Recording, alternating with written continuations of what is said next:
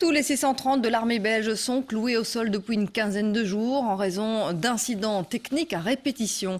11 appareils dispatchés en différents endroits de la planète, mais qui ont tous connu le même dysfonctionnement. Les explications d'Eric Van Deus et Eric Poncelet. Les équipages de C-130 sont habitués à toutes les situations, de l'atterrissage de brousse à la zone de guerre.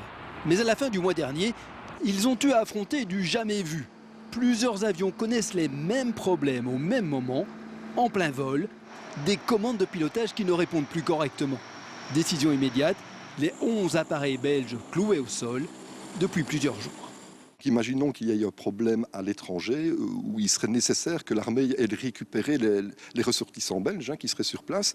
Bien aujourd'hui, nous n'avons pas d'avion pour pouvoir répondre à cette mission de récupération, puisque tous les avions sont au sol. Nous avons aussi des collègues qui sont actuellement en Afrique et qui sont en attente d'être récupérés, puisque leur avion est aussi cloué au sol. Et nous avons aussi ce problème de ravitaillement, donc de pièces et d'autres éléments que les militaires sont en attente. Des recherches sont en cours pour comprendre cette épidémie. Elle ne touche que les avions belges. Explication la plus probable, le changement d'huile des circuits hydrauliques. Il semble que dans un but d'économie, on ait utilisé une huile minérale au lieu de l'habituelle huile synthétique.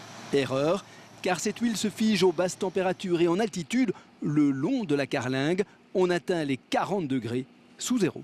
Le gouvernement, on cherche à faire des économies, surtout notre département. On sait très bien qu'on fait des économies sur ce département depuis de nombreuses années. Aujourd'hui, voilà, les conséquences font qu'en voulant faire des économies, ça va encore coûter plus cher que prévu.